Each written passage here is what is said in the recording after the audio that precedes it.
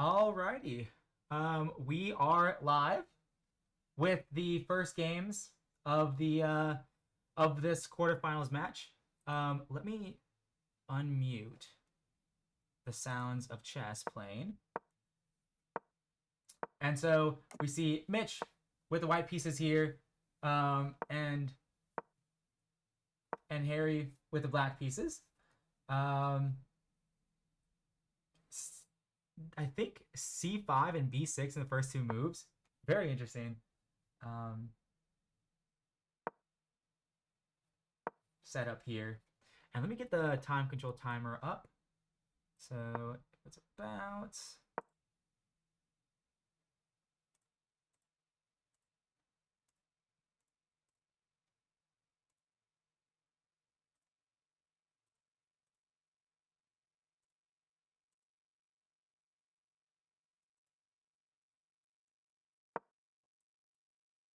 let's see.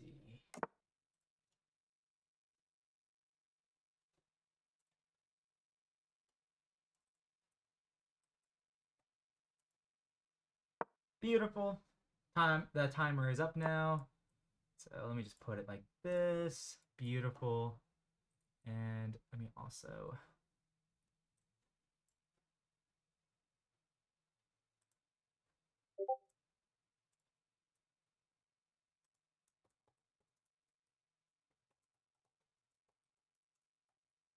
Yep. Perfect. Okay, so what's happening in this game so far? So so they Mitch has a double fianchetto, which is pretty interesting, and they have not traded a single pawn or piece yet. So a lot of tension in this position, I will say. But so yeah, we already see that uh, Harry does have a minute advantage on the clock. I feel like both Jeffrey and Harry, like the Temple players, they're a lot more like scrappy. You know, like they're fast on the clock. They get into these like weird, wacky, probably slightly worse positions, and then but they play fast and like they can like out maneuver their opponents and just make them think. So and that's kind of the sense I get. Like I feel like Mitch has a very solid play style, and I'm very interested to see if Harry how Harry will perform in these like time scrambles. Like I have a feeling that Harry's gonna do really well in them, but I'm not sure. I'm not sure. I mean, Mitch is 2,500 for a reason, so but the 5 plus 1 second increments, like Mitch was saying last night when he was commentating, really throws people off because uh, whoa, that's a cool giving up a pawn. 95 giving up a pawn because it takes twice, but to open up, like, is black gonna lose that pawn if like takes? No, but he doesn't. Oh wait, discoveries. Oh, discoveries. Okay, so you could probably take on d5. So pawn sacrifice, but not really because white wins it back. With knight d5 attacking this. Probably that's my guess. This bishop opens up. So snipers and f4. F4 being played, solidifying the knight's position. Um, I wonder what he's thinking about here. I assume you just autopilot that, but man, Harry is moving pretty fast here, gaining that time advantage. And if it reaches a pretty equal position, but you know, Mitch has 1 minute and Harry has three. Well, that's gonna be significant. That's gonna be very significant. So, um, we'll see. We'll see how this happens. How this goes. Um, I don't know where you want to move the knight. It looks like there's no good squares. Maybe just rook c1. That's kind of my first inclination. And okay, Mitch plays it. I guess you could also consider knight c4, but after b5, it's like you're probably going to be giving up a pawn. Um, so queen d6. I wonder if bishop a3 is an idea. Um, Or I wonder what other things he could be thinking about. Maybe b5 sooner or later, go knight b6. But the pawn on b3 does kind of restrict the knight's movement on b6. So I'm not actually sure where the knight wants to go. Um, where the d7 knight wants to go. But also Mitch's pieces are also not exactly like where is very unclear. I guess I should say, very unclear to me. I guess okay. I guess also Queen D6 also just defends the pawn one more time, but it was already defended twice. But I wonder if over defending it, like now he can move on his knight somewhere or something. I'm not sure. I think it's pretty principled. So they both have rooks on the C and D files, which makes a lot of sense. Mm, I wonder if Harry will go bishop a3. I feel like you don't want to trade off, be hasty in trading off your bishop, because this is the good bishop. Like technically, the center pawn, black center pawn, is a white pawn, so this is their bad bishop by definition, and this is their good bishop. So I don't know if you want to readily trade it. Like this bishop is staring to the d pawn, so I'm not sure. And like they've traded so they have all of their minor pieces. He takes it. Okay, he decides. Harry decides. Okay, this bishop is bad. That knight had some potential or something.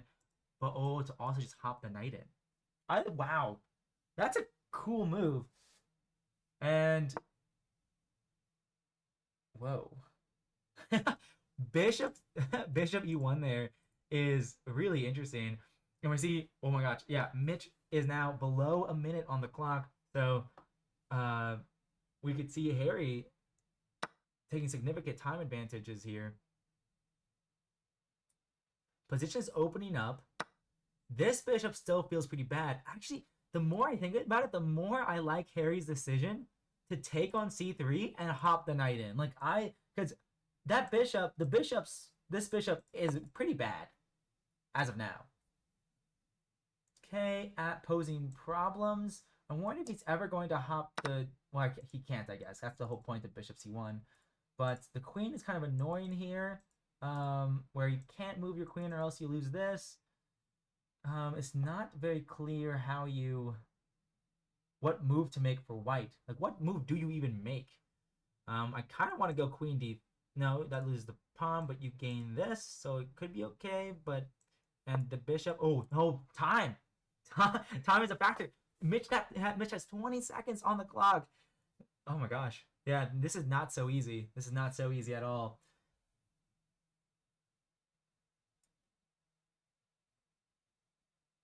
and and and Harry just has to h6 a nothing move just to pass the baton back to Mitch. Very very pragmatic approach. Not making any committal moves.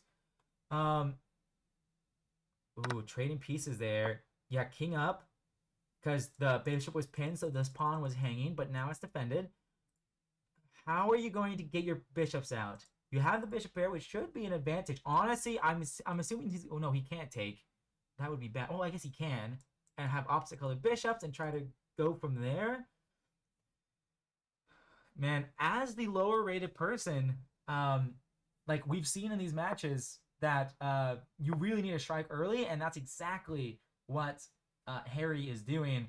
So very, very good play by Harry so far, using the clock as a weapon, which is which like very potent, very potent weapon. Uh, I'll say. Um, okay, so he wants to win the a2 pawn. It's tough to go. Yeah, so are you going to trade? Okay, so the idea is if you take with the queen, I'm going to trade and then take this. If you went like queen up here, for example, or I don't know, a queen, what other options are there for the queen? I don't even know. Then potentially the queen could be pinning the g2 bishop, and that could be a little bit dangerous maybe. So we see my gosh, Mitch has no time. He has no time at all. Opposite colored bishops, though, it's gonna be hard to lose this position. Um, okay, trade, that's fine. Did Harry let him off the hook here? Maybe, maybe actually, because how is Harry going to win this? The wow, Mitch utilizing the 4-on-3, mobilizing it. That progression by Harry of moving the bishop back to h7 and playing g6 is a wild maneuver. Like, that's actually wild. But okay, obviously with bishops, it's gonna be like, what's really happening here? Yeah, Mitch is not going to lose this. I think they can agree to a draw at some point in the near future. I wonder how long they're going to be playing this position. I think they're going to start repeating soon. This position is sort of dead. Hey Nick, True Pain, what up? What up? What is up? I assume Jontron Wonton. I want to bet my money that's Jonathan. I'm gonna bet my money on that. I'll bet my money. And just so anyone who doesn't know, this is the 2nd seed versus the 8th seed. Nick, this is Harry, your opponent. Harry is facing the National Master, Mitch Fishbein. His OTB rating is 2,300. And but we see the first game is a draw. Harry played very quickly, and Mitch got into time trouble, but veered into a opposite colored drawn endgame, so he was able to hold despite the time disadvantage. And I don't even know what happened here. The King's Gambit? No, Vienna, but I mean, you know, close enough. So Scorch Waffle, aka Harry, has the Gambit repertoire, or swashbuckling repertoire, I should say, I guess. So, as you know, Nick. So we shall see here. Okay.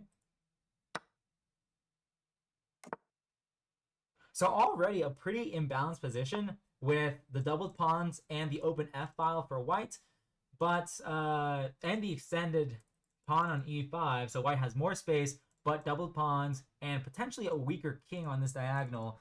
But in return, he gets this open b-file and the open f-file to attack. But it's difficult to see how he's going to start attacking as this bishop is still on f2. This bishop looks bad. I don't like this bishop. And Mitch, principled, takes more space in the center. Gonna play knight c6. He Jeffrey saying he plays anything in online games. To be honest, that's funny. That's funny. Yeah, that makes sense. That makes sense. That sounds about right. That sounds about right. Okay. I do really typically like positions where you have where you have the open f file, you have the open e f file, and you're gonna try to do a king side attack. Although in this particular position, this bishop on e2 just like sucks, and I don't know how you're going to improve your pieces.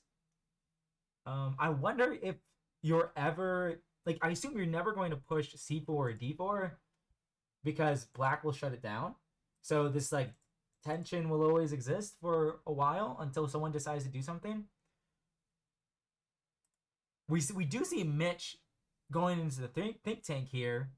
So 2nd game in a row where we see him being down on the clock, and I wonder if history is going to repeat itself and Mitch is going to get into time trouble. Last game it was 20 seconds to a minute and 20, so it was kind of dire straits a little bit. It looked pretty dangerous, but we'll see if Harry can keep pieces on the board here. I assume b6. Assume b6. The light squares look weak here, but I don't think you can really exploit it at all. Queen d2. I wonder where you want. Wow, connect 4. He got the connect 4. As far as OTB is concerned, generally e4 is white and the queen d6 Scandi and Grunfeld is black in recent times, as far as I know. Thank you for revealing his prep. Now people can prepare against him if they play him OTB. Wow. Wait, actually, I want to instant rewind here. d4. I wonder how bad playing c4 is. Do you want to keep the position locked as white on the queen side? Like, my inclination is that, like, if you're not playing on the queen side, might as well lock it up. And this pawn is actually hanging too. But instead he takes. and plays c3. Oh, okay. So trying to kicking out the knight after it got there and maybe pushing your own pawn. So kind of an interesting decision. Just paid your entry fee? Nice. Nice. I still have to do that before the day is over for the PA amateur team or amateur championship, not amateur team championship, amateur championship. Cool. In Scranton, Dunmore, something like that. Oh wait, some moves were played. Okay, he took. Okay, open file. Mitch has the bishop pair, so he's unstoppable. Well, he hasn't played OTB since the 2023 amateur teamies. I see. He is just threatening that pawn. I wonder, honestly, would you just throw it forward? That's kind of my inclination. But I don't know. I'm 1700 in blitz, so.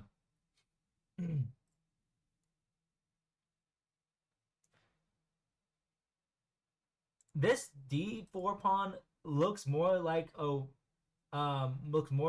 weakness than a strength. And yeah, Nick, you are riding with me for the PA amateur championship. I assume, unless you really want to drive on your own, I guess that's okay. Yep, a4. I think that just makes a lot of sense. That makes a lot of sense here. Okay, rook fd8, targeting the pawn. This knight is the anchor of this position here, holding on to the d4 pawn. I wonder if Mitch will find a way to add more pressure to it. It's like, will f6 ever be played? I'm not sure.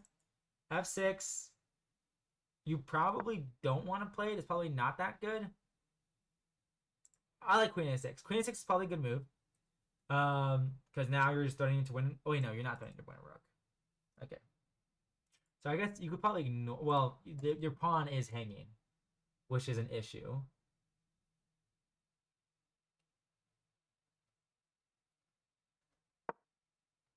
Queen back. So yeah. So yep, queen d5, then queen back to defend his pawn. Very solid position here. Very solid. Or I guess black's trying to maintain a solid position here, I should say. Honestly, if I was black, I might just target the knight, just queen or bishop g4. But it's white to move, so Harry has to decide what he wants to do. Harry is playing pretty slowly compared to the last match. Granted, his opponent is very much higher rated now, but very interesting to see his change. I honestly would, but I don't even know what I would do as white. Wow, bishop d3, anticipating. And, either one. Oh yeah, you don't have to go bishop d4. Why not?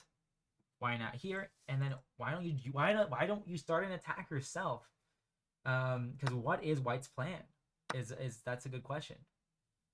Are we gonna see a trade of pieces here? That doesn't look very good because takes, and takes, and if you take, then this comes with check. So I assume not. Probably playing another game in the background. Yeah, classic. Okay, so bishop f2. That's kind of an interesting move. Bishop f2. Oh, whoa, oh, that's a fork. Probably pawn takes. Oh, whoa, what a crazy move to hop in your knight now, attacking both of them. So probably takes, and if the knight takes, you take the here. So you win in exchange. Very creative move to throw that pawn forward, but not good enough. Because Mitch is up in exchange. Wow, Mitch ruthless. Wow. Okay, anyways. So now this is the position now. I mean, he's just up in exchange and a pawn on top of that. And up on the clock as well. So looks like Mitch has finally got the win. Well, we'll probably convert this. Oh, yes. Good clarification. Yes. Do not play another chess game. Although like that doesn't feel like cheating, but like it sort of is. Okay. Knight f6. So we're seeing this b6 setup. Okay, I wonder if we're gonna see a double fianchetto again. Queen's Indian type of setup. Seems pretty solid enough.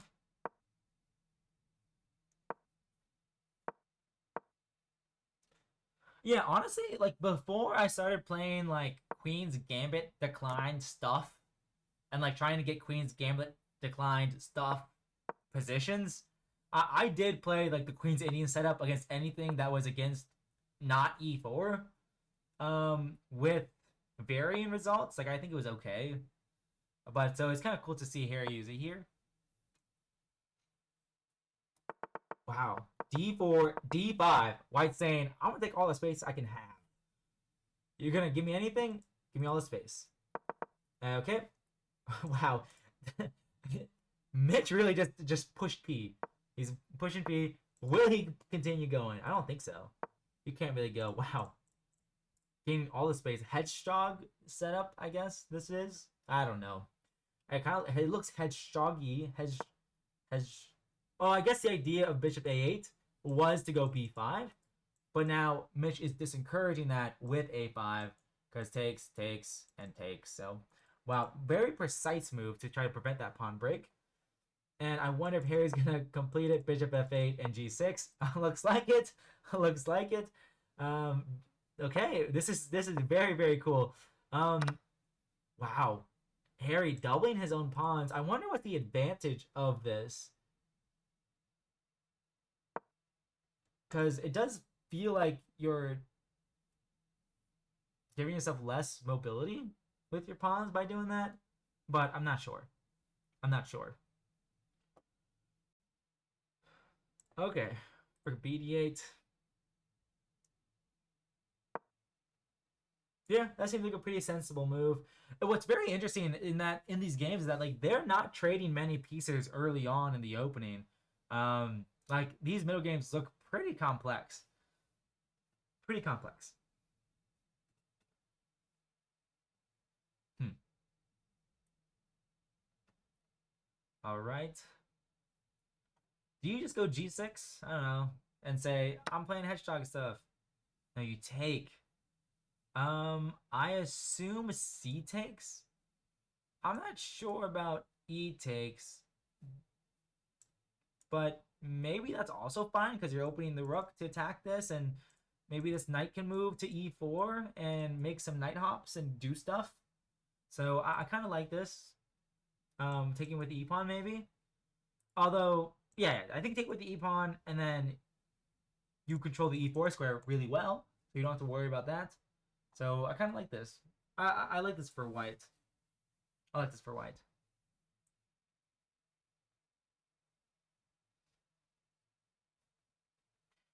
And as a reminder, the winner of this match will play against the winner of Michael versus Spencer. Michael from Moravian, National Master Michael Romero versus Spencer from Carnegie Mellon. So, exciting matches up ahead, I will admit. Oh, so he did take. He did take with the E pawn. Oh man, the E4 square is so juicy, but I actually don't want to trade off my knight. If I went bishop E4, I wish black would just take. Although, nice. Wow, I actually didn't notice that. So bishop c1 to reroute to say this bishop's not doing anything here. Let me trade it off so I can plant a knight here. Wow, the Mitch is so good at the game, man. Yeah, this is very yeah. I think that's a very good approach. To try to gain more control of the e4 square so you can plant that knight there. I like that's my thought at least. I'm not sure if that's his thought process, but I think so. I think so. Let's see here.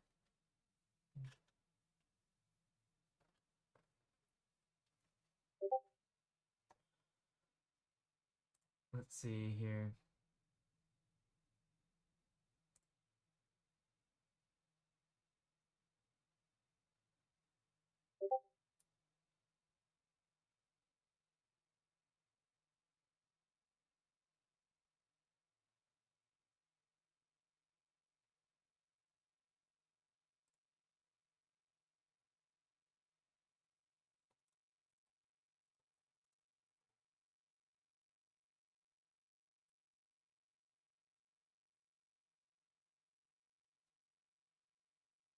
Very cool.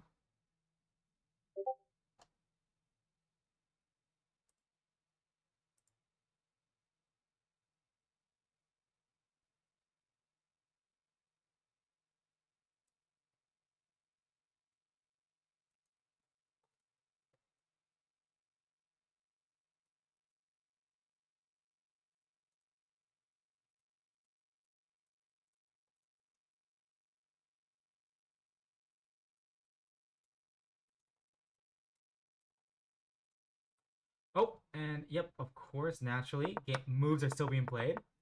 Whoa, whoopsies. I always do this. I always press the wrong arrows.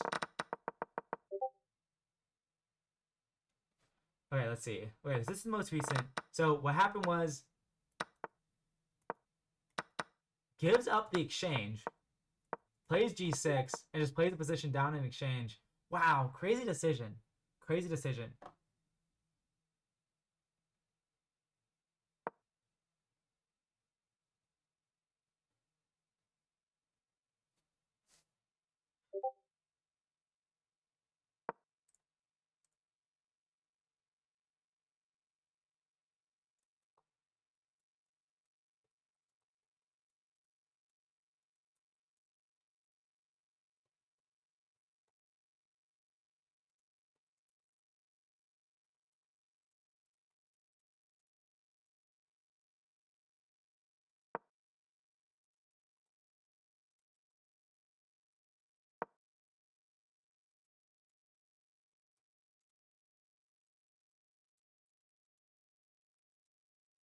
Okay, I've sent some messages to people, so let's see what happens here. So H4, H5, H4. Wow. Okay, so Mitch did not like the idea of the pawn getting to H5. Ah, okay. This bishop comes to life, but okay. Game goes on. Mitch is down on the clock, but he still has a minute left, so I don't think he's going to blunder everything. Mitch is up the exchange, but the issue is that Black's bishop pair looks pretty strong. And Mitch closed out of the position. The more the position is pretty close, and the more closed the position is, well, your rooks aren't alive. Rooks want open files, but there is no open file. That's the issue. So wow, this is actually a really interesting case of like how the heck do you win this position? Rook c2. I wonder what the idea of that is. It to move the queen, but where? Is it to move the queen here and try to trade off queens? That looks like a good approach potentially. Um, e4, opening up the bishop. Honestly, if Mitch was going to do it before, why not do it now? I'm not sure. Um, the bishop. Okay, so he does go here. Oh, but that's the idea of e4. And wow, Harry playing so fast here. Wow. Okay, queen e3. Oh, there could be a funny repetition here, but I don't think. But yeah, Mitch is up in exchange. I don't think he's gonna go for that. But it's so hard to make progress here, because of just how close the position is. So kind of interesting. And actually, let me move this. Oh, whoops. Okay, transition. Perfect.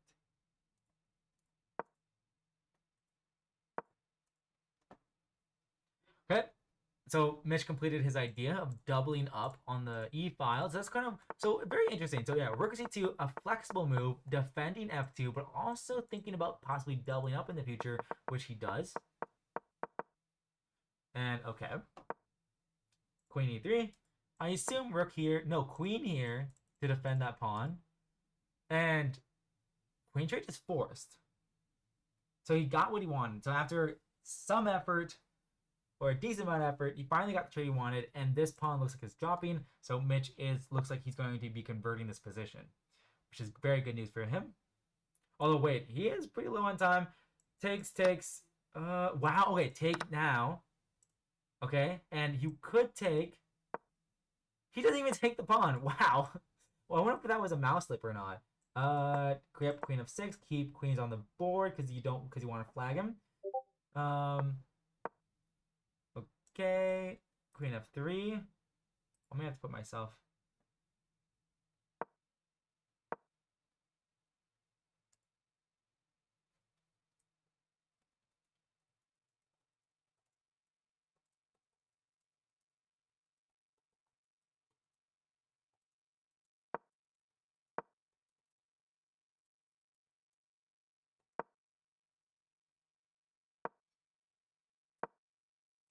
Okay, cool.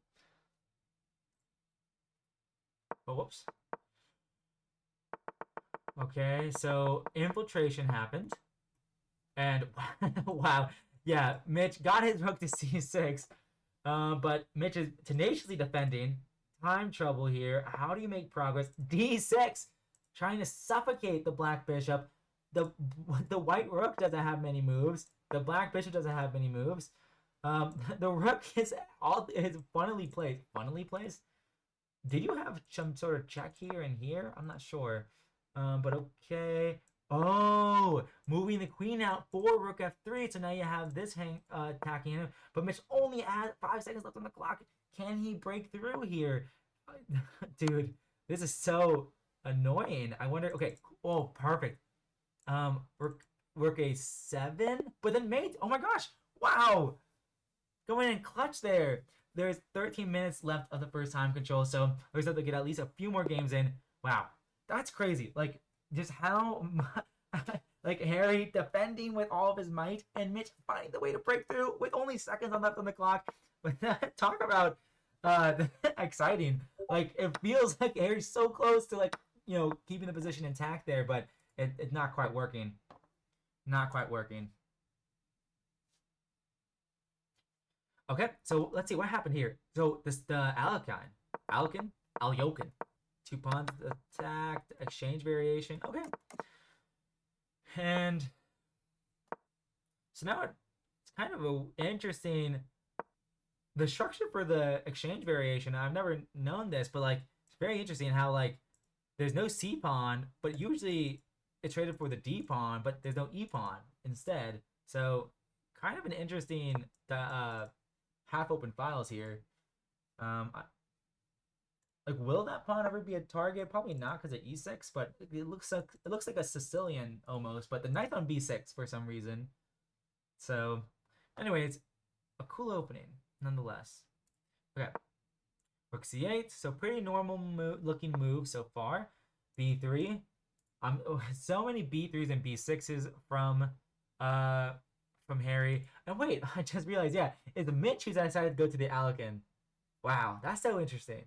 Yeah, it's Mitch who decided to go to the Alec, he changed it up. I forgot what he was playing in the earlier games. I actually don't remember if he was playing the Alekin or not in the earlier games. Well, we will have to see.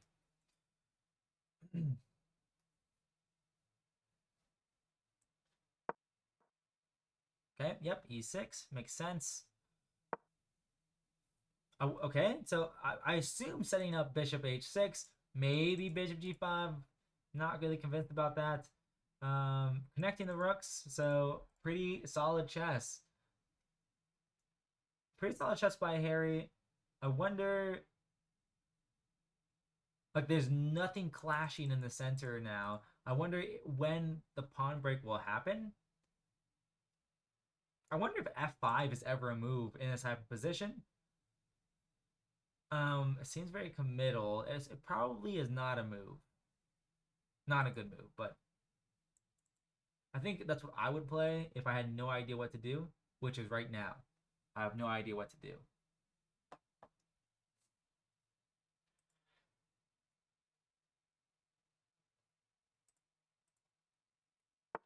All right. Okay. Wow. Knight a8. Okay. Um, Mitch is saying I gotta improve my pieces. I can't improve these pieces yet. Let me just go knight a8, knight c7. What if he's gonna reroute to f6? I remember there was a 2000 rated player back when I was 1500. Um, that played the Alekin, and they were at the World Open, and they said a lot of times in the Alekin games, you want to reroute your knight on b6 back to the king side because the knights control the center better when they're on opposite sides of the board. And wow, that's just a pawn. Wait, because of this? Because it looks like it can't happen, but I'm guessing. Oh, you take him. Oh, it's check. Yeah, no need to enter complications with queen b6, but he does win the back pawn, back the pawn the back. He does win back the pawn immediately, anyways.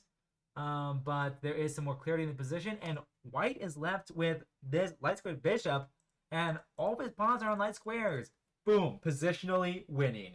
That's the one positional concept I know, and that's the one positional concept I always think about. If you can trick me into getting a position where my opponent where I trade into an endgame where my opponent has the same colored bishop as all of his pawns, that would be a good trick. But it's a trick because I'll think it's bad and I'll go for it, but it's actually really good. Um, my one positional concept. I don't know. I don't have many of them in my head, but that's the one I know.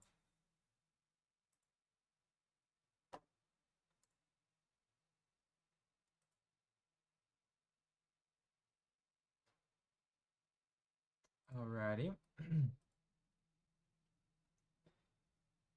So Mitch in the think tank here actually.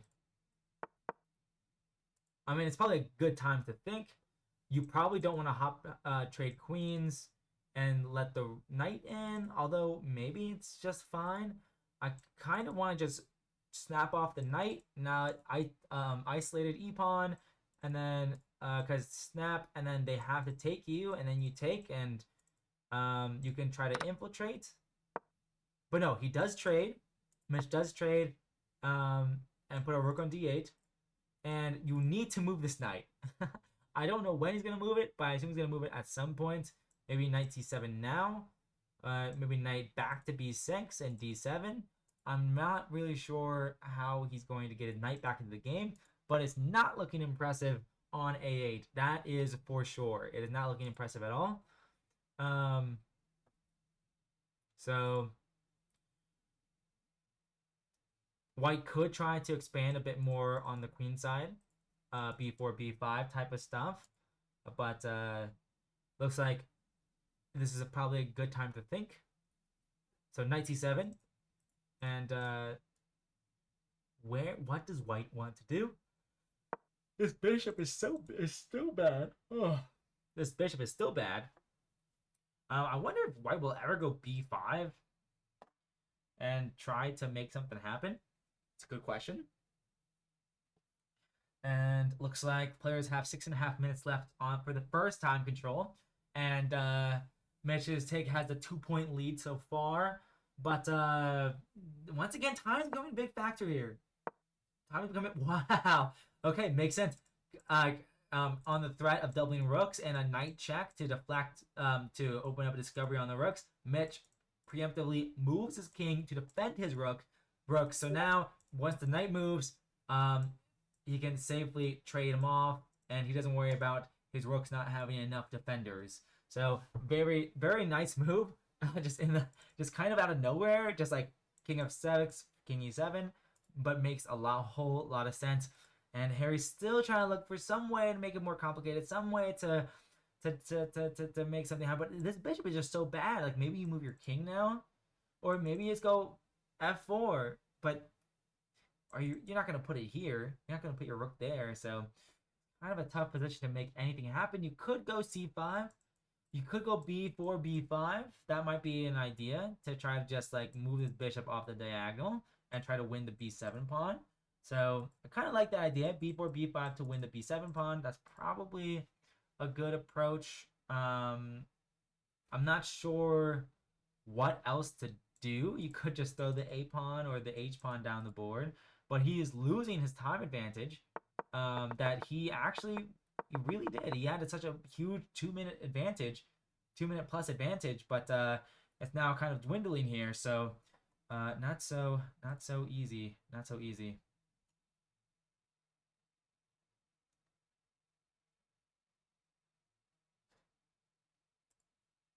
Yeah, I'm actually kind of shocked he's still thinking. It's been like 2 minutes. I wonder if one of his sidebar games is going. Okay, B4. He does play it. He does play B4. I feel like that's probably a critical move here because of the threat of B5. Not the easiest one. Okay, yeah, keep it simple. A6. Yeah, A6, and I wonder if White would ever play B5 himself. I wonder if that's ever an idea at all. That's probably a good question. A good question. Let's see here. So yeah, they have 4 minutes left. So this is on. This probably won't be the last one. It'll probably be at least one more. But what we shall see. But we shall see. Jeffrey says b5 earlier with the white rooks on c1 and d3. Might have ran into c takes b5, b takes b5, rook takes. Wow. Wait, he doesn't take. Wait, what's wrong with taking? If I take, oh, you probably have some sort of discovery to win the bishop or something like that. Probably. Okay. But now, ooh, nice. The benefit of the trade is now that d5 square, this is an awesome outpost, and this knight is threatened. You have to move it back. Or lose it, I guess. You could lose it.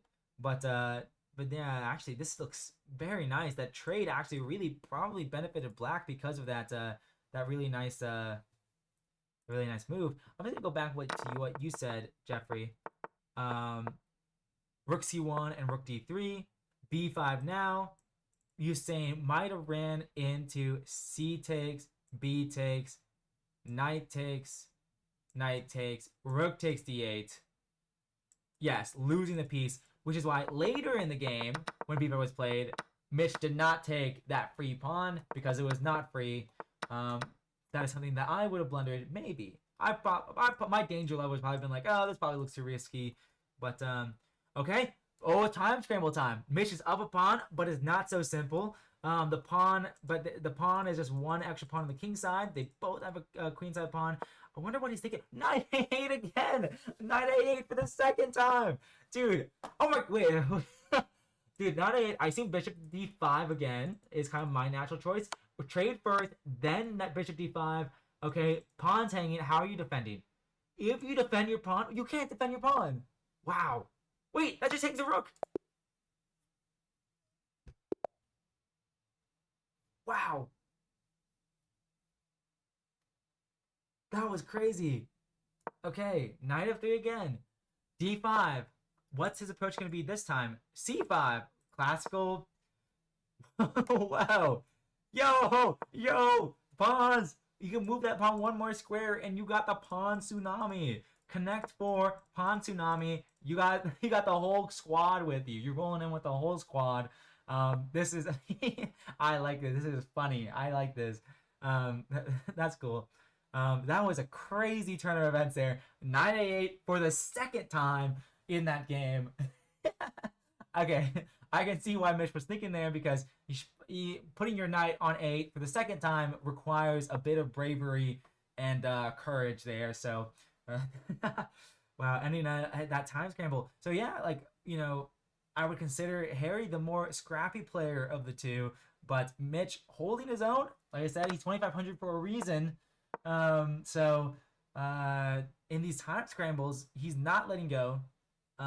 Very interesting. This is kind of like a Maraxi bind type of structure. I don't know. I'm just saying words. A Maharaxi bind type of structure. So it's kind of like a Sicilian, and it's even called Kings of Indian Attack Sicilian variation, according to chess.com. So that's kind of fun. That's kind of fun. Yeah, what do you play as white here? Mitch is taking his time. And by the way, 30 seconds left on the match clock. This will be the last whatchamacallit, the last game of the first time control. And after this game is over, I'm going to either change the scene or mute the mic and talk to the players for a bit. And they have an optional 5-minute break. Okay, he's made his move. Bishop e3. Bishop e3 here. Do you ever want to go f5? Probably not this early. I assume you just want to develop your pieces. Although you're getting rid of the 2 squares that the knights most naturally go to. So I wonder how he's going to develop. I wonder if c5 will ever be a target, but it's only just attacked by the bishop, and it can be easily defended by the b pawn. So I'm not too sure. Not too sure.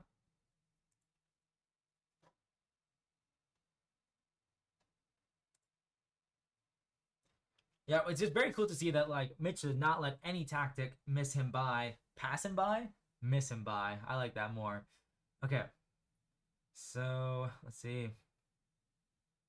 I assume just rook c1 or queen c2, just double put centralize your rooks, just play normal chess. But I'm not sure. I'm not sure if they're interested in normal chess.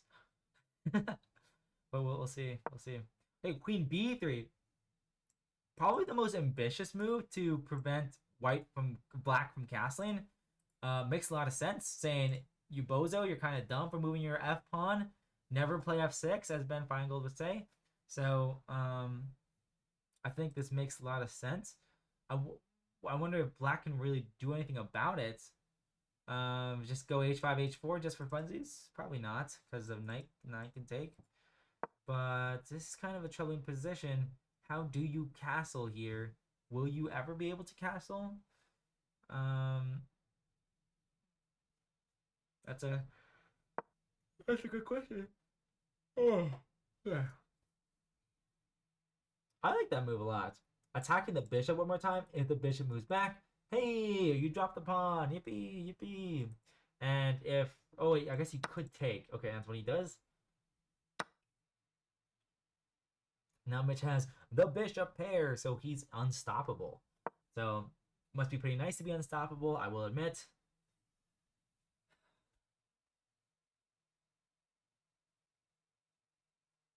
No! Did I mess that up? I did mess that up. It is Harry from Temple. That's so sad. Wait, let me change it. Yeah, I messed up the title. Boom. I think I updated it. Does it look updated to you now? The only thing is that in the VOD, it will be incorrect. It will say Ethan from Temple. Thank you for pointing that out, Michael. I am blind. That's incorrect. I was just rushing. I was rushing that. I'm Russian, but I'm American. Alright, but yeah, I was rushing that, so I messed that up. Honestly, I do wonder what it's like to have like a whole production team to help you stream. Like for all of the okay, it's fixed now. Yay, yippee, yippee, yippee. Yeah, I do wonder what it's like to have a whole production team to help you. Also, oh my gosh, my one positional knowledge that I know. Look at his bishop. It's the same color as all of his pawns. That's a bad bishop. Mitch is positionally winning. And also, the fact that this queen is just launched into black's position is actually wild. I'm actually gonna like instant rewind for a second and plants it here. I wonder why you can't. Okay, you can't go here. Well, because the bishop's hanging. So he defends. Then he goes here. So you can't go here now. Why not? Why can't you go queen e7? Queen d7, I mean. Is it because some sort of like takes, because this pawn is hanging. That's why. So Mitch is posing all these problems to Harry and just not letting it, and not letting, and really just punishing Harry's opening. Like, Harry played f6 on move 3, or maybe move 4. Like, and this was kind of the bane of all his problems now. And yeah, plays King of Fate. What else is there to do? Knight c6 is on the agenda, maybe to go knight d4 to try to kick out the queen. That approach probably makes a lot of sense. And we see that Harry doesn't even have a time advantage at this point. So this is really, really tough. Really, really tough. No one can ever tell Nate he has a bad bishop. Dude, facts. I I will never get a bad bishop. I avoid them like the plague. They're like, yeah. You know, you gotta take the positional concepts that you know. You know, you gotta know what you know. Stay with what you know. Okay, knight h4 though, probably a good move. I I guess eyeing knight f5, but do you want to do it immediately? Because black can snap it off. But Harry finally gets that queen trade in. I wonder if you can, but that drops the pawn, right? Because probably just takes, and bishop takes is probably the simplest way to continue. But like I said, yeah, and then no, oh, throw that in. Wow, precise, precise move.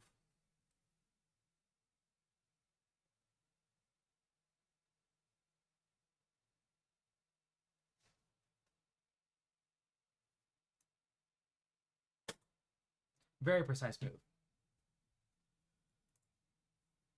And now this pawn is going to be taken. So very critical tempo, because if he moves the bishop back, rook back, then this pawn really is pinned, and he's going to lose the bishop potentially. So crazy turn of events. I wonder if he's even gonna if after rook e8, is he just gonna take on c5 with the rook? Because if takes, then check, and here and takes. So that probably seems the right approach. These two knights are just fumbling on each other, not being useful to the position at all. It's actually crazy how discombobulated he discombobulated. How once again sacking the exchange, or well, having to. Bishop h3 was out. Wait, first time which was over.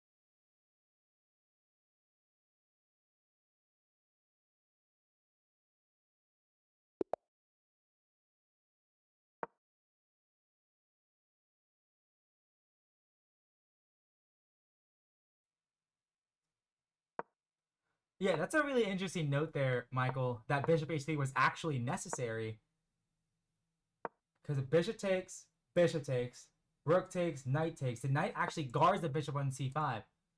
Oh,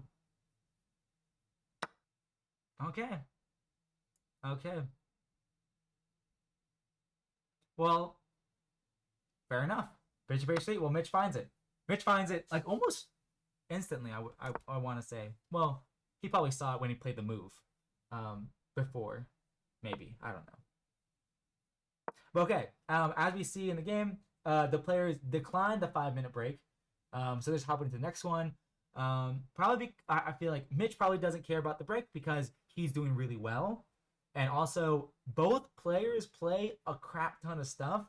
Like, unless they need a bathroom break or water, which like for me, when I used my breaks when I was playing against Mitch, just even though I was getting absolutely crushed, because I wanted time to think and just get away from the board.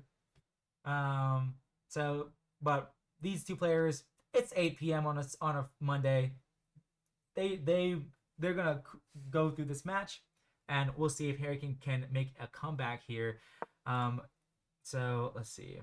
So we see the Scotch, but that turned into the Roy Lopez. That's actually very interesting decision. I've never seen that before. Anyways, okay, cool, yeah. Hopefully you're doing good, Michael, with whatever you're doing. Okay, bishop h3, very provocative. Harry already castled. Like, do you go g5 here and just God? That's what I think about. It is the 3+1 portion. Oh my gosh, yeah, Mitch already has a minute time disparity. So I feel like he should just go for it. He's doing really well in the match. I guess he doesn't have to risk that much, but I feel like at some point he should just go for it and go all out here. And while Mitch is making that decision. Okay, he finally did. So the good part is that after making that critical decision of playing g5, now Mitch's moves come pretty naturally and easily, which is definitely very, very good. So let's see here.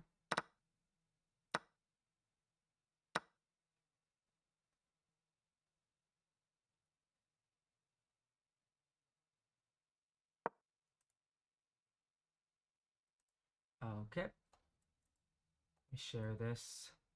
Let me update the timer here. There you go. Second time control timer. And then let me also go over here and say second time control timer to the players. Beautiful. Okay. And now they've reached an end game. So after all those pawn pushes, trades, lots of trades, and Harry is the one that is now up a pawn, potentially doubling and trading more pieces, and he just remains up a pawn. But it's going to be a really tough position to win. Rook d8 again, I imagine? No. King e6. You have no entry squares on this open file, so might as well try to push the envelope here. b3 and knight c4. Knight c4 feels like, or knight a4, I should say, to go knight c5. I still, maybe still here to prevent, no. Okay, doing this to prevent knight c5. But now c5 has played himself. The rook seems oddly placed. It's not on the open file anymore, but also this knight is tied down to the defense of the c5 pawn. I assume knight a4 is going to be met with rook b5, but tough to say. Well, tough for me to know, because I don't. And Mitch, having the more active king here, rook's offset, so Mitch is free to roam around and do anything with his king. So, very interesting.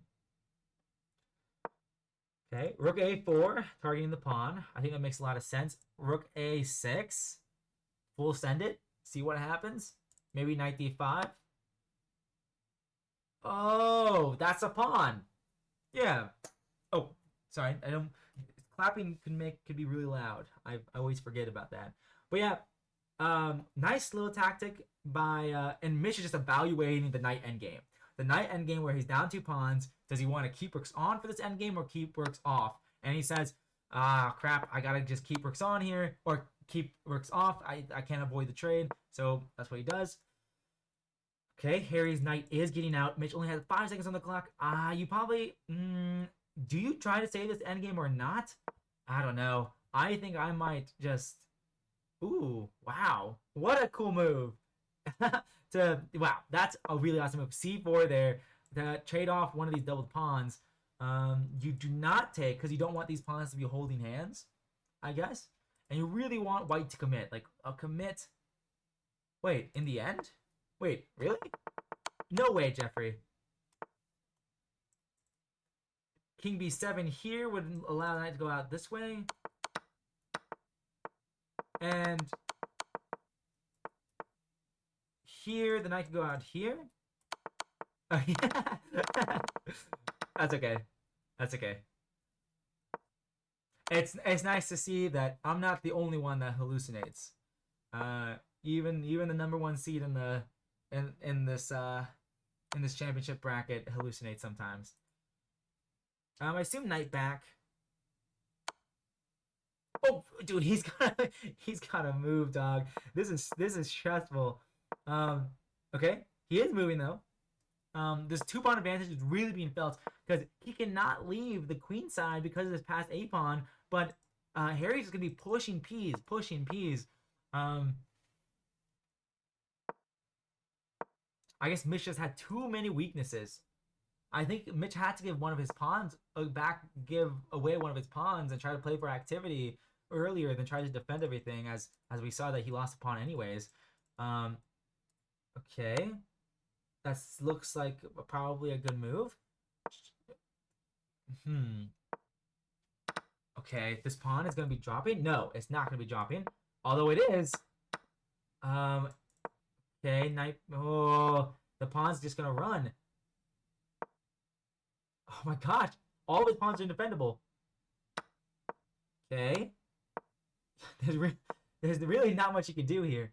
So I think Harry's gonna successfully convert this, and he's not rushing. Wow. Okay. Harry gets his much needed win in 3+1, and I mean Harry's a fast player. So very good in bullets. Um, hard to know how good his chess.com bullet is, what his true chess.com ratings should be, considering that he's more of a lead chess player. So, so, but judging from that game alone, it looks like he might be able to win a few more games and maybe, with a little bit of luck and a lot of perseverance, make a comeback. Um, but we'll have to see. Wow.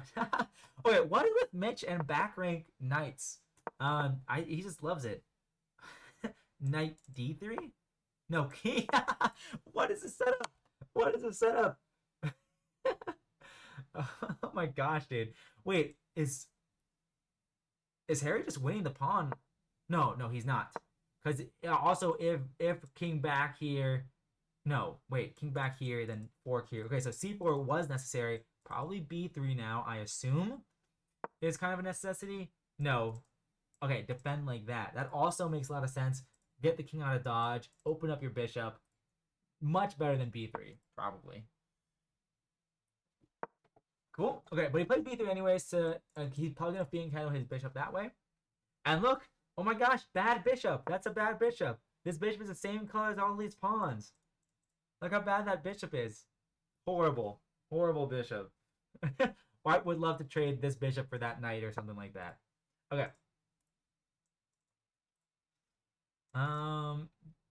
Yeah, bishop e2. I wonder if bishop c5 check will be played. Where does the king go? Back to e2? The king doesn't have a home. The king is a hobo, which kind of sucks in a lot of positions. Admittedly. Actually, I wonder if you go up here, is that just checkmate? No, you can go king g4. Okay, okay. The king just goes on a walk, but it looks so close to mate. Okay, anyways. King back. Where will the king ever go?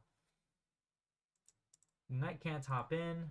Knight, well, this knight can't really move. How did this happen? I actually want to look in the openings again. So, Harry playing the Caro. And they play this. Oh. Huh. I've never seen this. If maybe I should start playing this with the Caro. If I can get positions like this. Because Harry's position looks pretty good optically. Although, okay. Oh, his knight was hanging. Don't hang your knight. But now you're forced to trade. Yeah, I mean, what else is there? I guess you could allow black to take, but I think that just makes a lot more sense. Maybe g3 to move your bishop out this way. You really want to connect your rooks and plant two or three rooks on the open d file. If you can plant 2 or 3, maybe even 4 rooks on the open d file, you're doing pretty good. Yeah, you're doing pretty good. Okay. So let's see here. How does white untangle? You can't really move any of your pieces, which is why Mitch is taking his time. Knight b4 is kind of tempting to attack both of them, and so knight b4, bishop b7. But now what? You can't move this because that drops this. This knight really has no home, so maybe knight b4, knight b1. Like, do you go knight b1 and go knight c3 and try to, like, you have to add more knights to the back rank. You can never have enough knights on the back rank. Okay, he decides to go rook d1 first, and then maybe move your knights out of dodge later. But the knights doubling up looks really, really scary here. And if you do move this knight back, oh, that's an issue. Moving the knight back is an issue because black's knight hops into f4. Maybe that's why. But okay, Um, Knight back now to go to knight c3, probably. Probably not a3, but who knows. Um, okay, okay. Putting your pawns on the opposite color of the bishop. That also makes a lot of sense. Look at this. This bishop is becoming better by the second. Look at all the pawns on the opposite color square. Look how bad this bishop is. Beautiful, beautiful. Look at my positional knowledge. My mic's falling. Wait, let me mute my mic.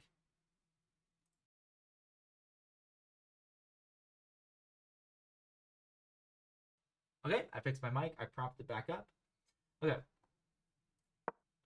So, okay, both players making bishop moves and both players moving pawns on the opposite flanks. A6 preventing knight b5 makes a lot of sense. Restricting white's movement. Okay, and now they move the other knight. So it looks like, but where is this knight going? Like, where is it going? That's a great question. The hard part is that black is anchored with the rook on d4, and it's really annoying.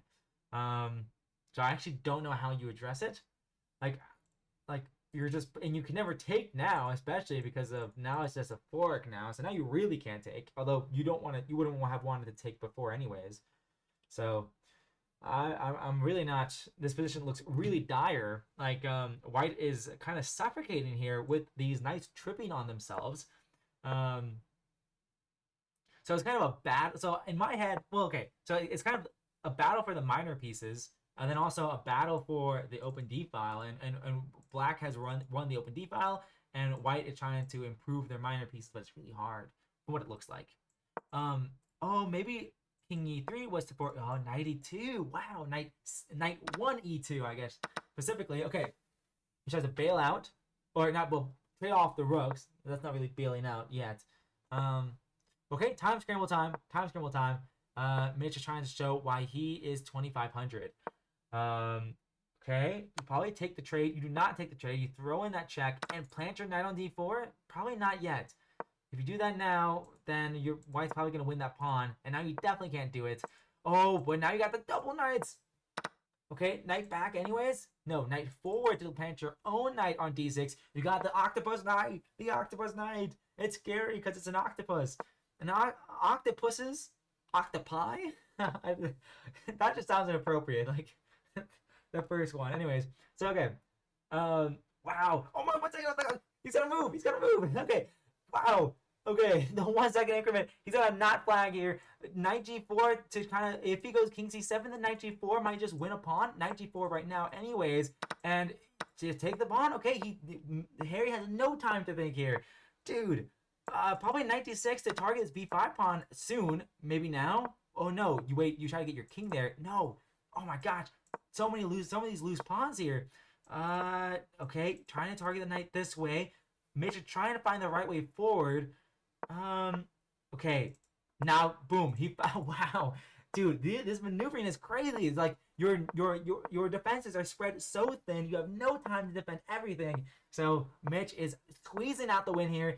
Can he do it? I think he can. Okay, goes into this endgame, and yeah, nothing else to do there. Wow, wow, Mitch.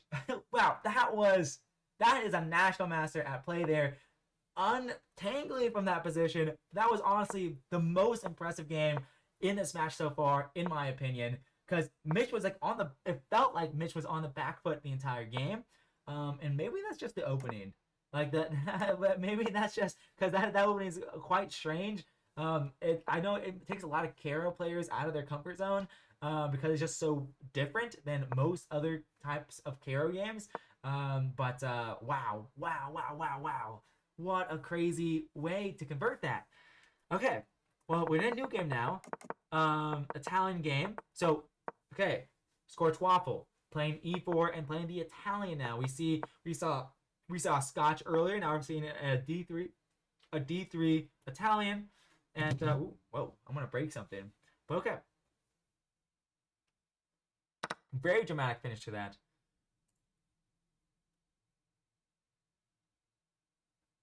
Feels nice for white to have this big healthy pawn, big healthy center. Okay, d5. Mitch strikes back early, trying to claim his space in the center. And now white has an IQP. This is the stuff in my nightmares. IQPs aren't scary because you just have an isolated pawn. They're scary stuff. Yeah, that's the two things I know about: IQPs and bad bishops. That's the two things I know about. Okay. Um. So I know it's gonna be hard. Okay, but he's trying to gain control of the square in front of the IQP, which is the most principled approach to do. I wonder where I've seen similar positions to this where the bishop's on like b6 or h7, but the bishop's on e7. So I wonder how much that changes things. Like I wonder, I assume bishop f6 is probably gonna be played, and maybe knight e7 and c6 to really try to clamp down on the d5 square and control that square. But I'm not sure. I'm not sure what White's plan is here. I am on the most recent move, right? Yes, I am. So not sure what White plans to do here. Maybe bishop b3 because the threat is to take, attacking the queen, and takes and takes. So that's the threat. So maybe, okay, queen e2 to defend the bishop. That also makes a lot of sense. Also puts the queen on an open file. The pawn is only defended by the knight here, but there's no way to take advantage of it. You going bishop b4, g4 looks kind of weird and strange. I don't think that's gonna happen. Oh, I guess that also hangs the knight as well, so don't go bishop g4. But okay, he does do the exchange. I tend to like these positions for white when you have the d and c pawns, and your opponent doesn't have the e and d pawns, and you have the open b file to try to like threaten stuff. So I actually really like these type of positions. I honestly probably would have played b5 or rook b1 first and hope that they blunder their knight, but that's just me. Probably Mitch wouldn't blunder his knight, but you never know.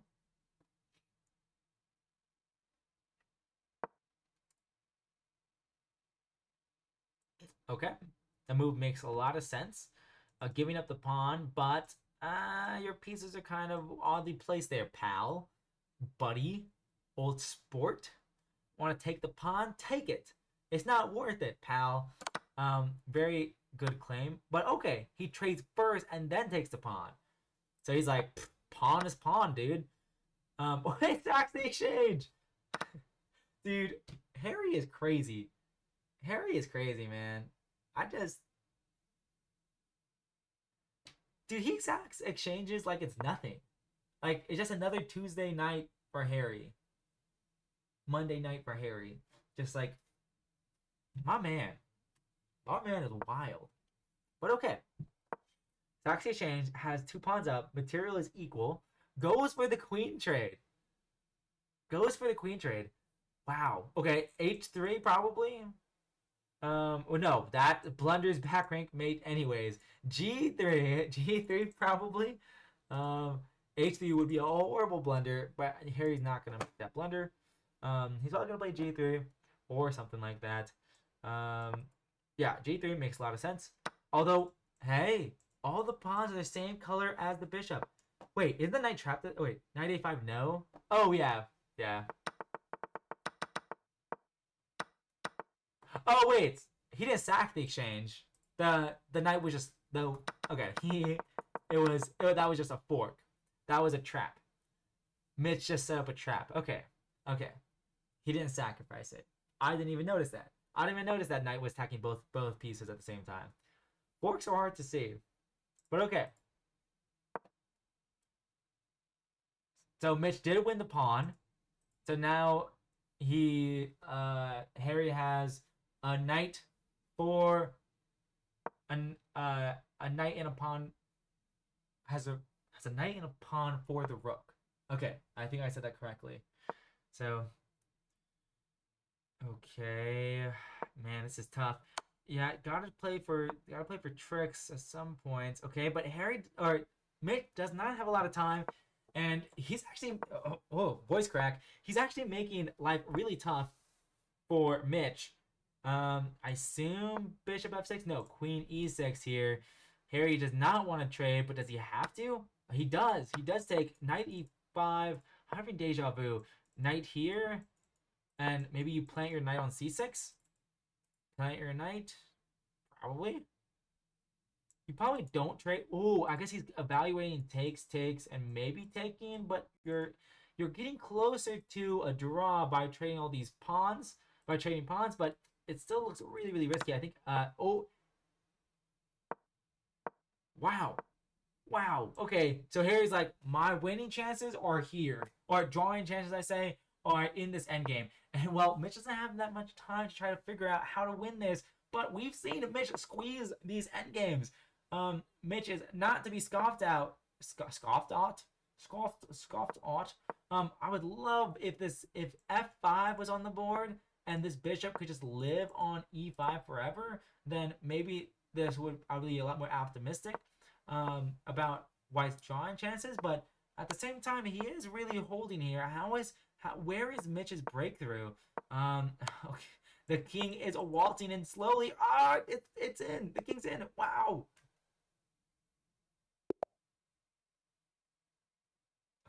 Wow. Maybe queen takes c7 was better. Queen takes White can get out of the pin. I wonder where in that game you're talking about. I don't remember that, but I'm sure you're right. I'm sure you're right. Okay, so Sicilian, like an actual Sicilian. Wow, wait, Mitch is changing to E4 now. Okay, okay, cool. E4. Um, okay, honestly, I'm gonna go get a Baja Blast Mango Lemonade. That's what I'm gonna get right now. I'm gonna get it from my room.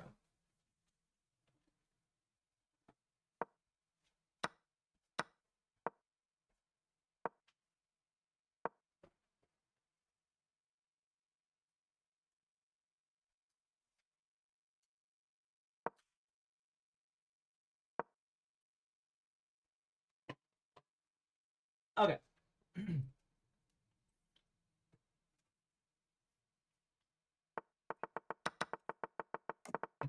I obviously have not had enough sugar and caffeine today. So, okay. B4. This is really interesting. So, like, usually I always see in the dragon is like queenside castles, and people play on the king side to try to checkmate. But Mitch is playing this very differently, playing on the queen side, saying, "Hey, I got all this space now, and I have a very solid structure over here. Like, what are you doing? What are those?" So, um, in the last instead of the queen trade in the last game, yeah. Oh, instead of the queen trade, okay.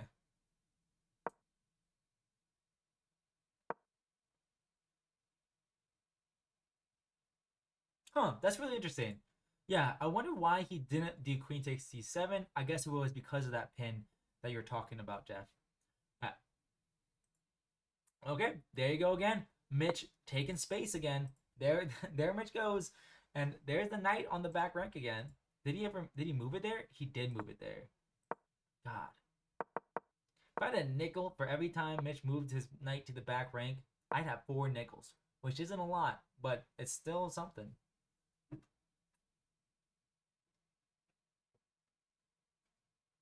Oh my gosh. I wonder if Mitch wants the knight to go to b6. Because sometimes the knight on b6 is really useful, but then other times it just kind of sits there and looks pretty.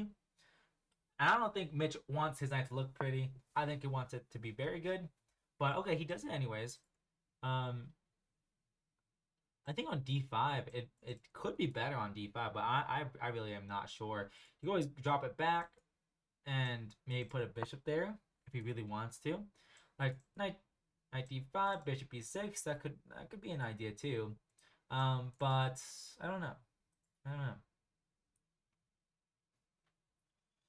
All right, 4 minutes left of this time control, so we can probably assume that. Whoa. Trading this pawn feels really loose, but okay, but it's defended just fine though. But of course, if you take bishop's under attack, how do you defend this and your bishop? You could move your king here. or he could drop the bishop back to f1.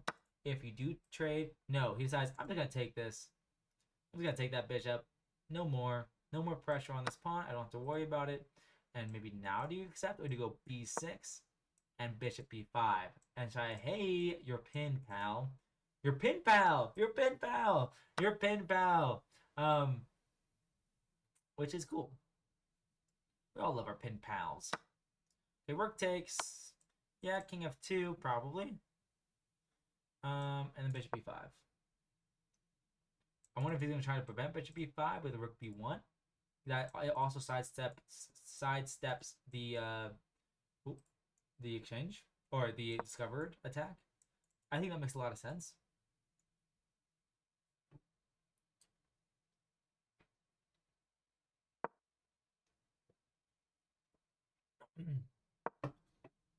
Welcome back, Michael. Welcome back. Michael, you missed one of the most amazing games I've seen Mitch play. He played the variation in the Caro where like you play like e4, c6, knight f3, d5, d3, and you allow white to take and like trade queens and stuff like that. I forgot what the name of it is. And Mitch was like on the back foot the entire game, but finally untangled in the end game and just like outplayed Harry in like a 1 second time scramble, and it was crazy. It was actually one of the most amazing games I've seen, just from the technical aspect. Like it was a technically winning end game, but man, that did not look easy. Okay. Meanwhile, in this game, so he sacks a pawn. Well, no, he didn't sack it. He can still take it. And let's see here. So yeah, c5, a6, and this pawn just wants to run. It doesn't have a name. Yeah, you do need to check that game out. I remember when I was at the Virginia Open in 2022, this guy in the open section said like all the Kara players always mess it up. Like he's like rated like 2100 or something like that. It's like all the Kara players, they don't play it right. A lot of players like he likes using it against class players. Okay. Yep, he's winning the rook. He promoted. Okay, Mitch takes that. Whew. Okay. It's very interesting. In the round of 16, we saw a lot of these like sub 2000 players play against, like 2100s, 2200s, 2500s. It's very interesting to see how 2500s beat 2100s. Like it's very interesting to see like the difference. And because like the quality of play is just it's much higher, but by like both players, but it's still like it's it makes sense. Like they're 2500 for a reason. They're the high rated person for a reason because like they can really squeeze these end games. They're really scrappy. Like it depends on the player, but it's really cool to see. Okay, so in this game, Danish Gambit declined. Wow. Okay. So trade queens. And very symmetrical. You can't get more symmetrical than this. Well, I guess you can. C6 and and bishop here. But yeah. But pawn wise, 3 pawns for the queen side, 3 pawns for the king side, and we're probably gonna be expecting castle soon, I assume. Okay, bishop c4 makes a lot of sense. And one very interesting thing about this match is how how they're just playing so many different things. We see these players. Oh, it looks like the second time control is over. So after this game, players can take an optional 5-minute break. Most likely, they will not take the 5-minute break, because unless they need to use the bathroom or something like that, because they're not going to be prepping openings against each other. They're not. There are no lines they're going to be checking because they're playing something different literally every single time. Well, not literally, but almost literally. So Okay. Wait. Rook c8? Oh, but takes. Oh, okay, that's the idea. I was like, wait, how was this how is this possible? Okay, Rook takes b8. That's the idea. Saying, ha ha ha ha, I snagged a pawn. But white is lacking in development. Probably Rook takes, but maybe here, but and then take, but so maybe black can double white's pawns. So in return for being down a pawn? No, he takes that pawn instead, saying, now you gotta move this bishop. So that's interesting. Taking this bishop, the bishop on c4, opposed to this bishop, very interesting decision to make. I actually wonder, why he made that decision. Like, to me, that's, yeah. So, I don't know. That's very interesting. I actually have no idea. Um, Visually, it looks about the same. But I guess maybe the knight can be more of a menace. Like if the bishop still exists here, the knight can maybe be more of a menace on e5, hitting f7. So maybe that's why Mitch was like, I'm gonna take the light square bishop because that's an attacking piece, and I don't really have to worry about knight jumps as much. And okay, so wait, knight. This still looks appealing, but I guess the bishop is defended by the knight, so actually it doesn't really, it's nothing crazy. Okay, rook c6 go rook e6, saying, "Hey, you ain't casting, pal. you ain't getting through me, buddy." And King of Fun looks so bad. I guess it probably was necessary. Because knight d4. Okay, he went king d1, try to go to c2. He couldn't go knight d4 like he did right now. Very cool decision. Makes a lot of sense. Um, Mitch's rook on the 6th rank. So it's a menace to society. I just imagine J. Jonah Jameson, you know, pictures of Spider-Man, with it's this rook. It's this menace of a rook, menacing New York City on the 6th rank. Um, like he slid it e6 and b6, forcing the king to castle, forcing the knight to move over here on the queen side to defend it. That move I don't understand. Like at all. but like at all actually. I have no idea what rook c8 does. Okay, f3 and back. Cool. Position is still relatively in the balance. But though Mitch really is just down a pawn, but he does have these nice rooks, and he does have the bishop pair. The bishop pair. Bishop c7? Oh, earlier? Or like right now? Probably not right now. Probably not bishop c7 now. Oh, to defend. Oh, oh, to defend against bishop c7. Okay. Yes. Yes. John Tron Wonton coming in with board vision. Congratulations. That is board vision. Board vision is pretty important. I will admit, it is pretty important. See, if Jeffrey or Mitch or if Michael was commentating with me, they would have seen that. They would have seen that. Okay, so wait, knight on the back rank. That's like the title of this match. How many times can they put knights on the back rank? I think they could do it a lot more than that than they have so far. Okay, dude, Mitch just be gobbling these pawns.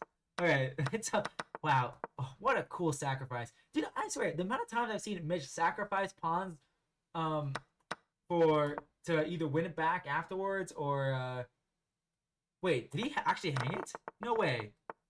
Rook here. Oh my gosh. Wait, yeah. Bishop here. But then rook takes, and after bishop takes, oh yeah, you don't have enough time to take because this bishop's hanging. Wow, you're right. Wow, okay, anyways. Okay, time scramble time. Time scramble time. Time scramble time. Time scramble. Most crazy part of the game. Okay, equal parts. And reminder, after this game, the player can take an optional 5-minute break. It is the end of the second time control. Dude, yeah. The semester ending. Oh man, dude. Yeah, I feel you. I feel you. I feel you. I feel you. Ooh. Okay. Oh, fork, fork. Oh, oh shoot. Okay. Wow. Okay. Another fork. Well, that wasn't really a fork. Wow. Okay, let me pause this.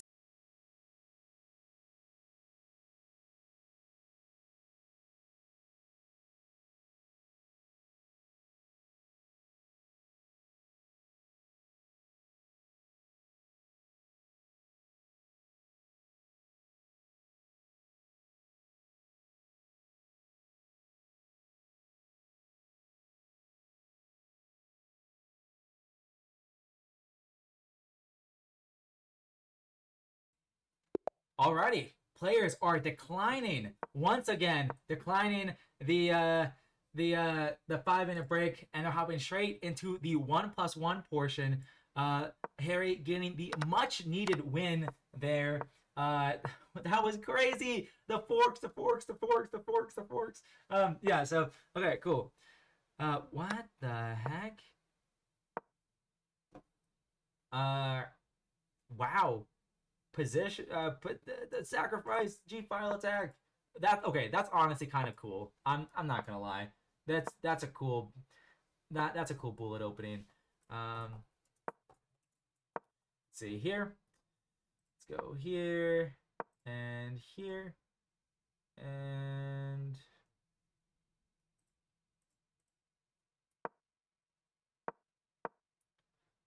9 p.m. Perfect. So let me update the match clock here.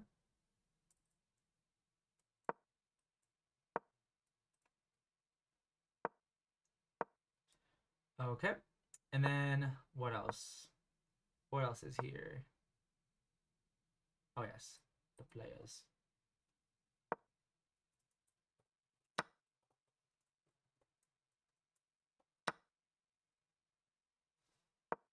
Okay, perfect. Okay, now I'm up to date, and now they're playing this position. The pawn that Harry sacrificed in the opening, seemingly irrelevant, as in his compensation from it is non-existent. Oh, excuse me, is non-existent. The Baja Blast mango lemonade making my stomach grumble. Okay, but yeah. So wait, instant rewind here. Wow, that's a piece.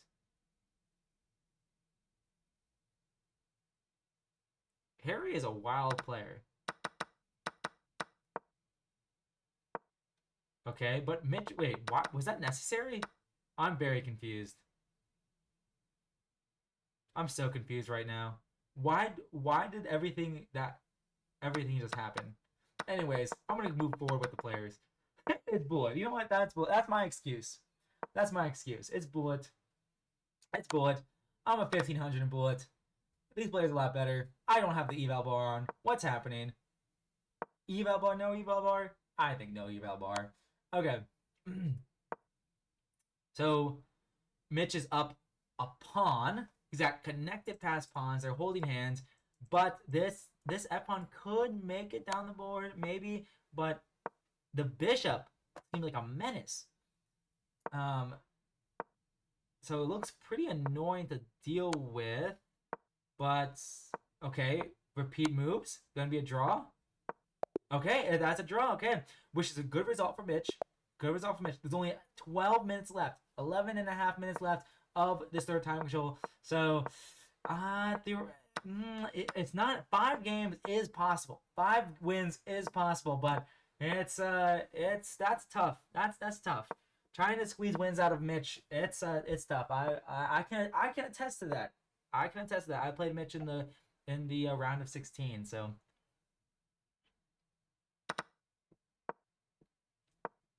okay.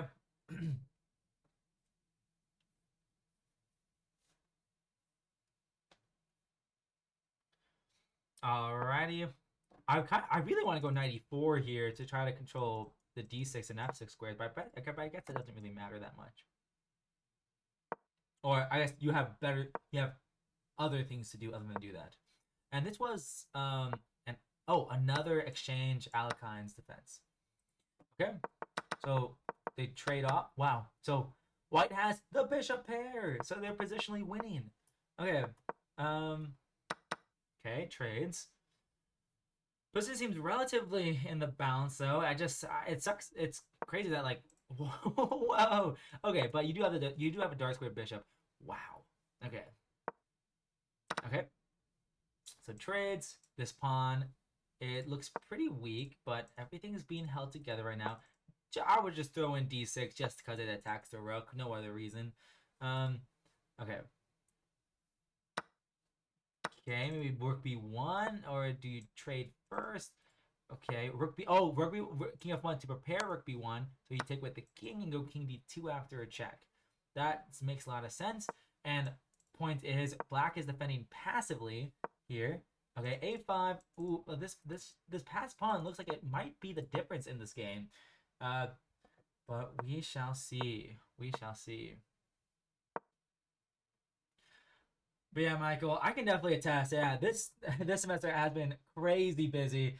I'm just glad that the Collegiate Speed Chess Championship is not a round robin, and that it's a single elimination bracket. Because doing 8 matches in a week, like a week and a half, that was like imagine doing that like 7 more times or 9 more times. That would be that's a lot. That is a lot.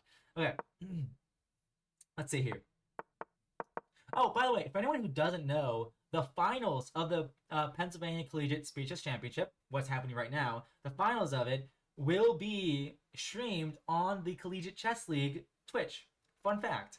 Um, unless something horrible happens and something really unexpected, like as of now, it's going to be streamed on the Collegiate Chess League Twitch. So super, super cool. And Joe, the um, Collegiate Chess League commissioner and chess.com employee, he will be in it as well. Okay, wow, I'm not up to date on moves. Okay, so okay, equal position. Will Mitch be able to squeeze out a win here? Okay, this knight. Wow, what a great example of how a knight is dominating the bishop. All like this dark square blockade. Although when is that? What? Joe's in the chat. Hopefully I didn't lie to people. Hopefully I didn't lie to people. Short answer, Joe, is that that's to be decided. Um, most likely, if you were to put a gun to my head and made me guess, I would assume probably a weekday night, like a Monday, Tuesday, Thursday, 7 p.m. type of thing. Maybe a weekend, maybe, but I'll definitely work together with you on when is a good time. And wow, wait, hold up, this endgame is crazy. Wait, they're both queening? But whoa, wait, but Mitch gets the first check. Mitch is also a pawn. Can he force? Wait, oh, but he's too far away.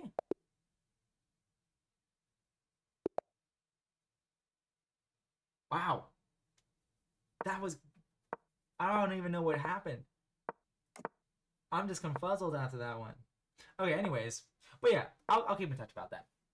I'll keep in touch about that to find out the best time. Hopefully, yeah. Oh, okay, gotcha. That makes sense. Well, I appreciate that.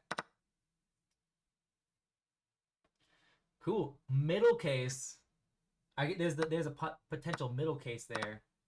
I don't know what the middle case would be. You're there for half of it. I don't know. Okay, so let's see here. C3 breaking it down. I don't even know what I don't even know the openings. See, this is like the bullet portion is beyond me usually. Okay.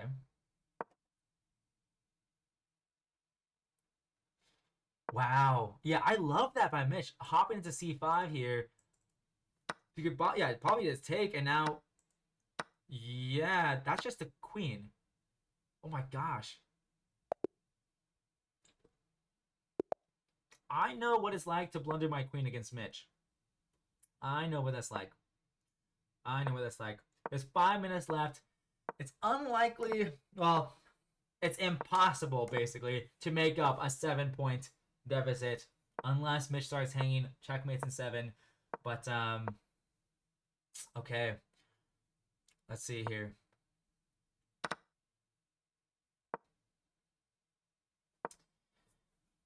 Okay. This is kind of an interesting. So, this is another Italian with trade. Bishops here. D4 happening. Um, all right. You probably do. Yeah. Okay. Yeah. But the pawn. Oh wait, the pawn. Okay, the bishop did move. I assume you gotta develop your knight eventually here. Yeah. Yeah. All right. Pawn's defended. Knight c4. All right. I think you might just essentialize the other rook. I don't think there's much to do in this position, but he does decide to trade. Wow, hey, he comes alive on the side. That's a cool move. I like that move a lot. When actually, okay, so he defends like that. I assume takes. Mm, what's the best way? That's so funny. A rook a5, a rook d5, and to double on the d file is awesome. That is awesome. That is like, dude. Oh man, that's so awesome.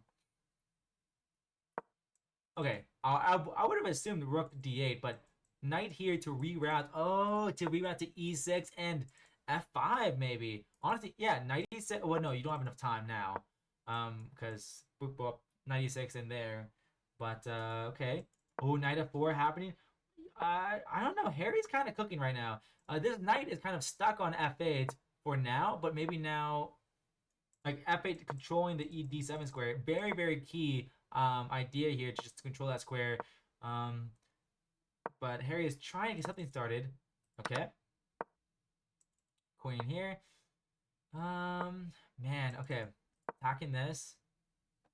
Oh man, no, it's pinned now. Yeah, Mitch is really handling this bullet portion so well, so well. He is so good at these time scrambles and at these like yeah, like I said, he has his rating for a reason. He's very tough. He's very tough. Um, I'm actually like assuming, you know, um, like assuming Michael makes it through Spencer on Thursday, and assuming Jeffrey makes it past Chris. Like I'm like a number Jeffrey versus Mitch finals. If there are no upsets, that's gonna be the finals. This could be. I can definitely see why the ratings are how they are, and it'll be a very very entertaining match to say the least. Um, I'm actually like watching these players play, uh, slowly play higher and higher rated opponents makes me more and more hyped to see a match happen. So wow, weaving a checkmate net out of nowhere there. All right, that's crazy, dude. He's handling this so well. Okay, yeah, nothing much to do there. Okay, this will probably be the last game or second to last game. Whew. Mitch is a tough customer. Okay, so we see here. I guess it's okay. It's not a Catalan because G3 was not played. E3 was played, and yeah, I think he's just gonna win the pawn win the pawn brack. Wow. Okay, cool. I assume knight G5, but maybe not. Oh, knight A3. That also makes sense. So you will win the pawn back. Um, almost definitely. This is kind of I actually really like this. This is a really cool position. It's so open. So many pawns are traded in the opening, and Black has this outside pass pawn, but it could just be a weakness. I would venture to say it probably would be a weakness. Okay.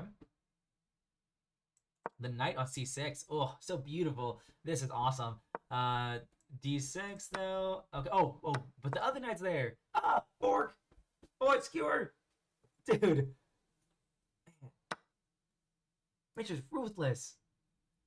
Okay, knight takes. Where do your pieces even want to go? Oh, the rook. Both rooks are gone. No. Okay. The queen side has been evacuated. Um, there is not much to do now about it. I would go queen c6 maybe. Okay, he's gonna go there. Okay. Queen here. He's trying to make something happen, but there isn't much to make happen at all. 20 seconds left of this last time control. And after this time control will probably make it, or this last game will probably make it. It'll probably be the last game of it. So after this game is over, I'm gonna talk to the players a little bit, and now we'll wrap it up and talk about the other matches that are in session, or that are planned, scheduled, I should say. All right, that's officially the end of the third time control. So after this game, we'll wrap up the stream shortly after. All right. Honestly, is he gonna just sacrifice the exchange back? I wonder if you just want to keep it simple like that. I'm not sure the best way to convert this. We see Harry defending his endgame so valiantly, but it's not enough. Especially in this position, I should say. In some other positions, he almost got it. Okay, that's it. Let me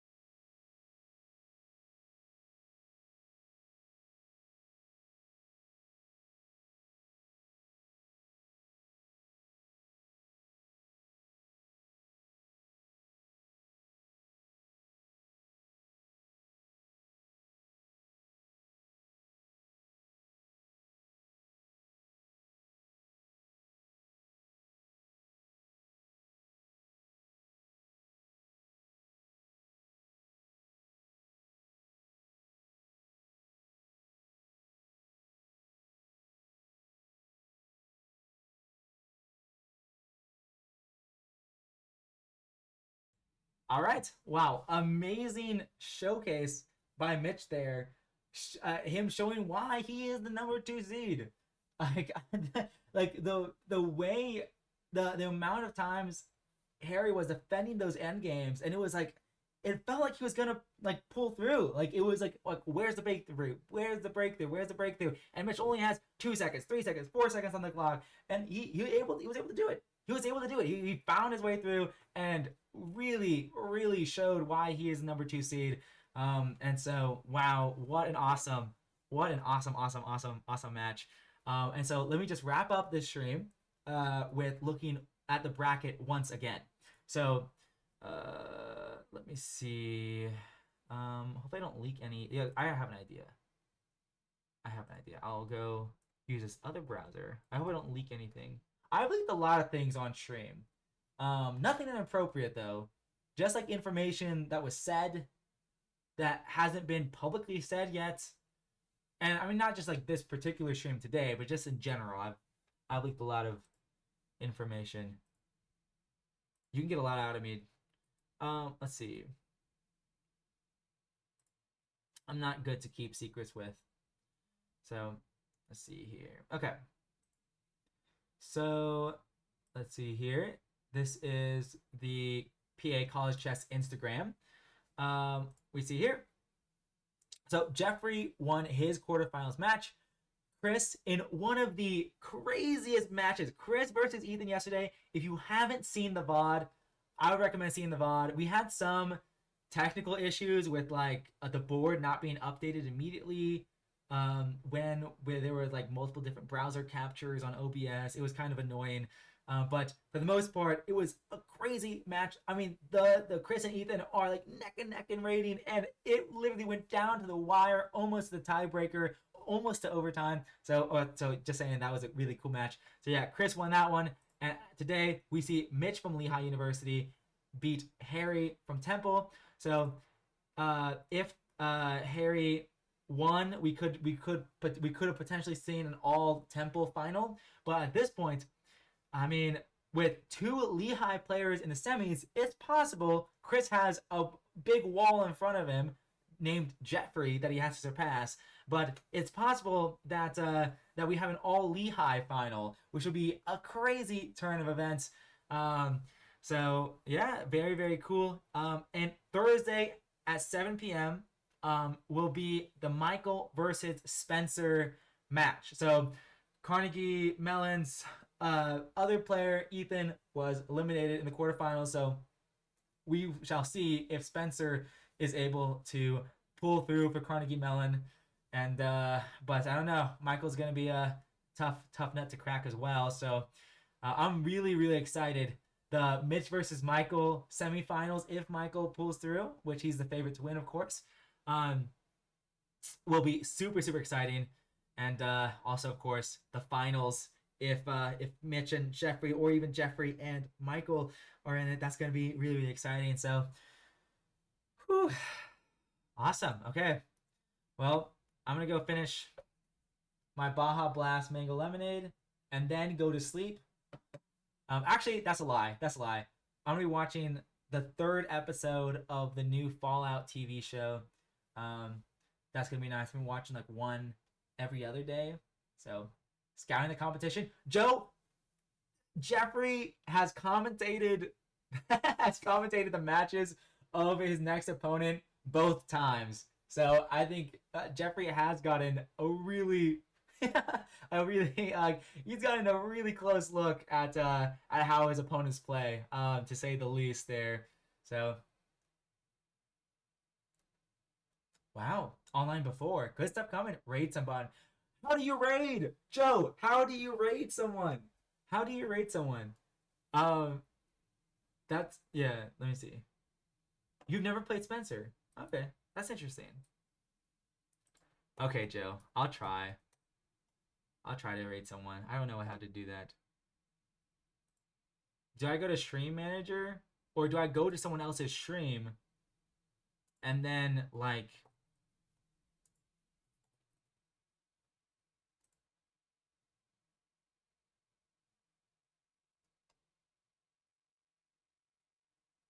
hmm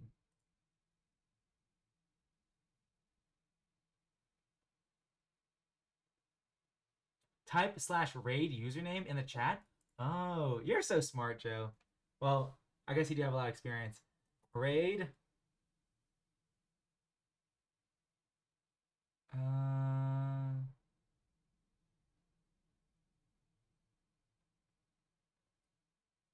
Nate Brady 23 has the same name as me, so let's raid him.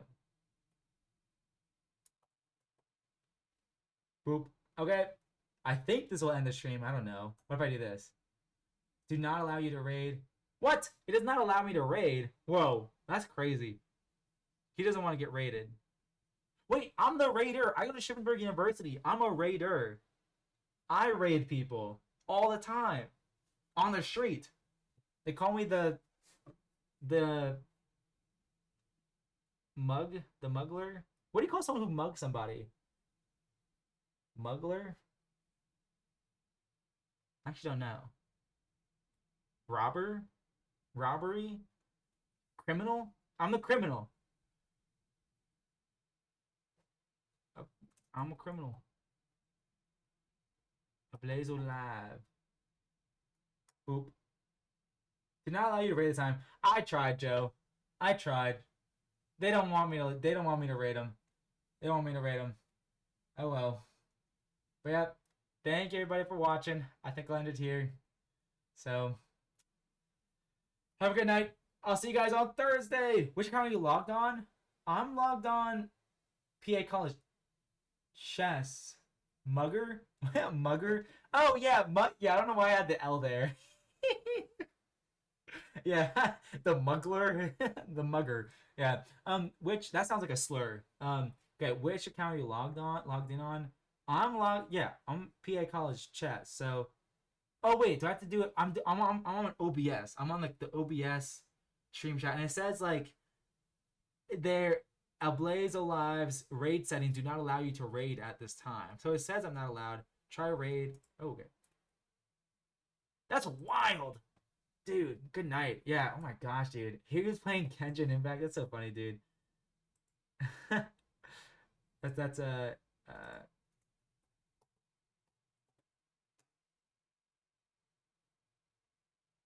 wow, it still says Crypto Chess doesn't allow it too. So maybe it's something wrong with my settings. Maybe something's wrong with my settings. But okay. Okay. Well, I'll figure that out on my own. I need to figure that out on my own time. All right. Good night, fellow Americans.